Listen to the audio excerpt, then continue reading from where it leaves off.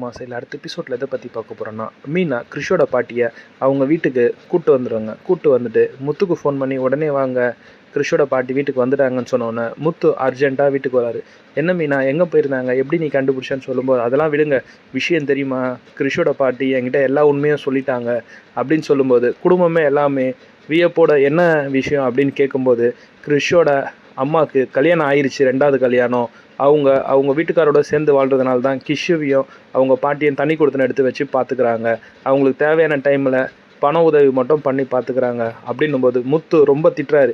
அவளாம் ஒரு பொம்பளையா, பெத்த குழந்தைய விட்டு அவளோட சுகத்துக்கோசம் இன்னொரு கல்யாணம் பண்ணிட்டு போகிறாளே அப்படின்னு சொல்லிட்டு ரோகிணிக்கு ஒரே பயம், ஐயோ நம்ம தானே சொல்லிக்கிட்டு இருப்பாங்களோன்னு. ஆனால் ரோகிணியை மாட்டி கொடுக்காம அவங்க பொண்ணு வேறன்ற மாதிரி அவங்க பேசியிருப்பாங்க மீனா கிட்ட.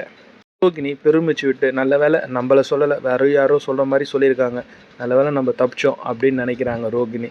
ஆனால் கிரிஷ் ஹாஸ்டல்லேருந்து ஃபோன் வந்து அவங்க கார்டியனுக்கு, அவன் சரியாக சாப்பிட மாட்டான், அழுதுகிட்டே இருக்கான் அம்மா அம்மான்ட்டு. உடனே வந்து